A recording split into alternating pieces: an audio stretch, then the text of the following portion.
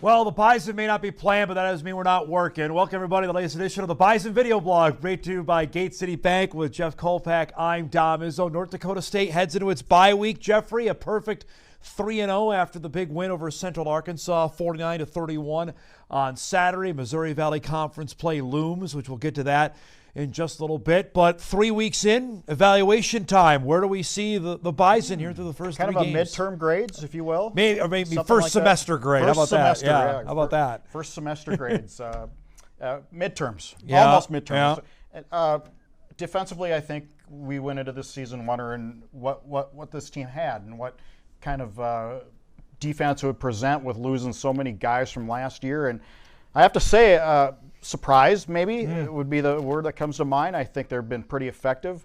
Granted, Central Arkansas scored 31, but most of that was in garbage time. And after the game was decided, it was 49-17. It was 49-17 early fourth quarter. That's what that game over. was. That's what that game was. The game was over. Cole Wisniewski, I think, has developed into a real star. I really do. I think Logan Kopp is right on his heels as well, the linebacker spot. Yep, he's coming. He's coming. And Eli Mostard, I think, is in the conversation as well of the Buchanan for how he's played so far this season. He's always been good, but he's back to what he was. I mean, that's what we were always looking for, Eli Mostard. And you need that difference maker on the defensive line. I mean, you need that Braden Thomas. You need the Tuska. Now, I don't know if they have it on the outside yet, but I think they've been effective enough with enough guguys. They've been disruptive enough to get to the quarter. And we finally saw that. We made a point of it on Bison game day that the defensive line only had 1 sack. Well, they tripled that output on Saturday. They was there, and granted, that's against a tough QB as well. I mean, McIlvain can move a little bit, and they were able to get to him. And Will McIlvain was a guy who wanted to get the ball out early, and so NDSU sort of schemed against that. He was jittery as well, too, with that. Well, I'd be jittery, too, when I have some of these guys coming at me. But, again, if you're going to be an FCS contender, if you're going to be a contender to go to Frisco, you certainly got to have a defensive line that can carry you there. And by carry you there, I mean guys who are, like you say, disruptive is the perfect word. And they've been disruptive enough after 3 games. Now, we'll see.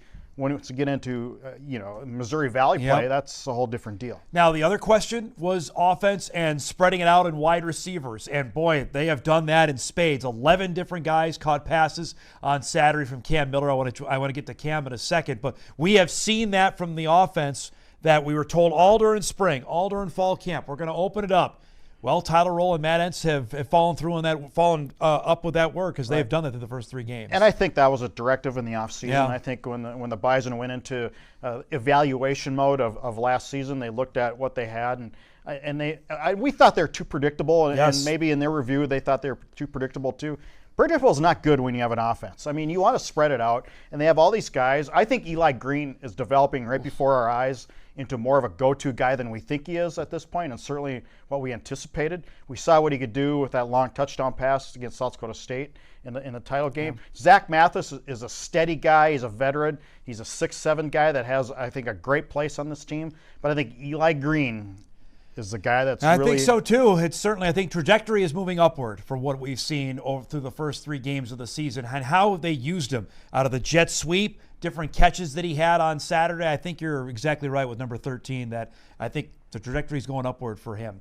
Speaking of which, the guy who gave him the ball is Cam Miller, who, by the way, ho-hum, improved to 23-5 as the starting quarterback for the Bison. 18 of 19, 200 yards, 4 combined touchdowns on Saturday. As McFeely wrote, he's the Rodney Dangerfield of the FCS because he gets no respect. I thought he had his best game as a Bison on Saturday. He's sharp, just sharp as attack. And I thought both quarterbacks were really good with Cole Payton spelling him at times and doing what he does.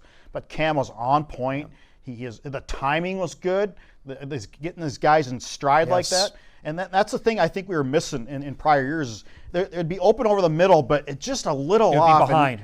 And not getting that guy there. TK Marshall, just catch the ball, and the ball is perfectly placed. So he didn't break stride. He was in full speed, caught it, and scored. And he's still been a threat with his legs. We saw that at the end of last season. He already has 5 rushing touchdowns here in 2023 after the 15 he racked up last year. He's continuing to be a dual threat with his legs. It's not all Cole Payton. Cam can move as well. He had a couple nifty moves on that touchdown right there. He made a guy miss, and he made a guy miss badly. And I think when you think of the running quarterback, you think of Cole Payton and the way he was trying to look like Trey Lance the first couple of weeks. But Cam Miller's he's not slow, and he's kind of tough. Now, through 3 games in 2022, Matt Entz would already have shaken his head. It was a mash unit for the Bison injury-wise. The first real injury occurred Saturday. Starting linebacker Nick Kubitz got tangled up, and it's a play that if you are queasy, you may want to avoid your eyes in. That happened during the early part of the game on Saturday. He left, did not come back, was in a walking boot at the end of the game. We didn't really get an update after other than say it may be a high ankle. You could see right there where it gets tangled up underneath another teammate. Here's the thing on this. Now, they have split reps evenly between Kubitz and Luke Wirtz through the first 3 games of the season. That injury, I'm no doctor, portends that if it is a high ankle, Kolpack, it's probably a month that it's Luke Wirtz's job here for the time being and going forward. They've been playing 2 linebackers, and here's the benefit of doing that now with Luke Wirtz. And he's a captain. He's no slouch. He's a veteran guy. I thought Kubitz was playing really well, man. I thought he was starting to be sort of the guy in the middle. Now he'll be out, a month? We figure. Again, we don't know. That's the thing on that kind of injury. Who knows? I think they'd like to have him back for the UND game. So you're off this week. You have South Dakota. You're at Missouri State. Then you're at University of North Dakota. That would be a good target for him. That's 3 weeks from now. And I think you're right, though.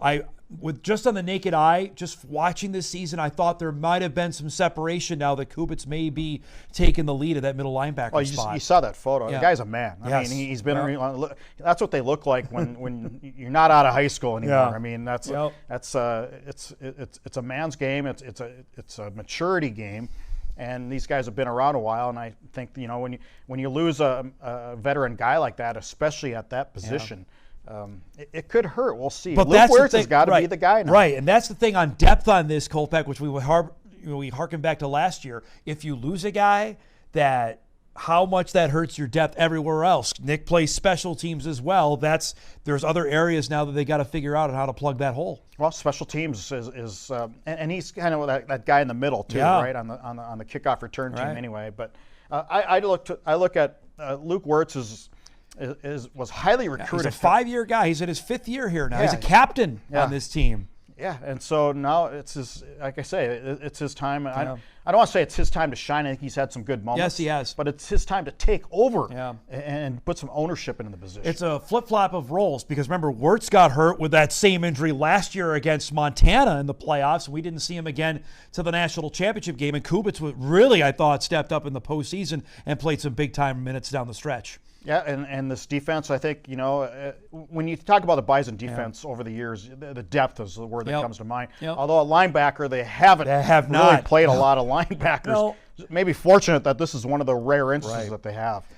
Now, through 3 weeks, we know South Dakota State is 2-0, North Dakota State is 2-0. The other unbeaten team, Jeffrey, is Southern Illinois. Boy, they rescued one Saturday night in the war for the wheel against Southeast Missouri State. They played about as bad a half of football as they could play. They were down 15-0 at halftime, and then Nick Baker did his thing. He throws for over 400 yards in the game. They score the game-winning touchdown with under a minute to go, 11 seconds actually to get to go in the game as they got a Geno Hess fumble on a 4th down and rescue this one. Is it time to start? They have an FBS win in their back pocket. It's time to start paying attention to what the Salukis are doing. Certainly a playoff hunt. They converted 4 fourth-down plays when they had to in the 4th quarter of that game. That's and that's what they didn't do last year. I thought they lost a couple close games, and they lost a lot. I think the stat was their 7 losses. They had the lead 6 times in the 4th quarter. Including North Dakota State. They had the lead in the 4th quarter in that game, including SEMO last year. But when you got this guy, he made this play out of nothing and throws a touchdown. When you've got Baker back there, that makes them a really scary team. And honestly, I think it's the defense that's carried them in the first couple weeks and not the offense. Good for them. Yeah. So now they're in the conversation. I don't know if they're in the conversation to get to Frisco. I still think that's Montana State, SU, and NDSU. Mm-hmm. But they're certainly in the conversation for a playoff spot, and that FBS win is a big deal. They had one last year and didn't capitalize on it. Now you got to capitalize on it. They beat Northwestern last season, and here's the thing on them. They get the Jacks at their place. They come to Carbondale in the middle of October. They come to Fargo at the end of the season. Other interesting, it's always I pay attention to who you don't play in the season. They don't play Northern Iowa, and they don't play UND. That's 2 big games they miss out on the schedule this year. And they have Indiana State, Western, and right, they get Western. Sometimes it works out. Yeah, they play Indiana State on the schedule. They do have Youngstown and Mo State, and those games with SIU are always coin flips because you never know who's going to end up winning those games. I always thought SIU is a program and a team that just could never really put it together for an entire season. It had bits and pieces. They faded late a couple of years ago. They were really good, and then came up here and flopped in the first round of the playoff game and the playoffs. So we'll see if they can carry it through. I mean, I'm not going to anoint them yet because I've yet to see them put together a consistent season from point A to point B. Quiet week in the Valley. There are 3 teams playing. It's all non-conference games. Lindenwood, fresh off its win over Western Illinois, plays at Illinois State. Boy, that was a bad loss for the Redbirds on Saturday, losing to Eastern Illinois. Again, you talk about SIU having some bad losses a couple years ago. That is a bad loss for Illinois State. And I don't know what people are thinking in Normal, Illinois right now as far as the boosters. They put up a little indoor facility, a bubble, so they're investing in the program. I don't know how much longer you can put up with. I like Brock Speck a lot, but the heat's got to be feeling a little bit. I would think too. New AD, new president there as well, Illinois State. Mo State has a chance to get its first win. They have Utah Tech in Springfield. And Saturday night, here's your matchup. Somebody's O has got to go. Western Illinois at Southern Utah. Each team is 0-3. Southern Utah's had some good games, though. They played some teams tough. I can't remember who it was the opening week, but it was a FBS loss. I've lost touch with Southern Utah since it was Arizona State they almost beat for Southern Utah. They lost 24-21. But I've lost touch with that program. It's a beautiful area. They have a great golf course in Cedar City. But other than that, I know nothing about Southern Utah. Well, I'll say this. Western Illinois lost 17 games in a row. Lindenwood scored the game-winning touchdown against them in the final 30 seconds on Saturday. This is tough sledding right now for Western. I don't know if they're going to get this one on Saturday. Well, I think we're wondering about the future of the program as a whole. Yes. I mean, the university, we know that has lost a lot of enrollment. Last year we were there. The couple of residence halls, high rises were empty. So I worry about the future of Leatherneck. They have some great history. I mean, they have some fantastic history there, and I worry about it just going down to Division III. I don't know. Right. And we know they're moving out of the Valley to the Ohio Valley Conference full-time. They're there in every other sport but football. That will start in the fall of 2024. Bison are off this week, back in action a week from Saturday to start Missouri Valley Conference play at homecoming. University of South Dakota will start off the gauntlet next Saturday. For Jeff Kolpack, I'm Dom Izzo. That's the latest Bison Video Blog brought to you by Gate City Bank.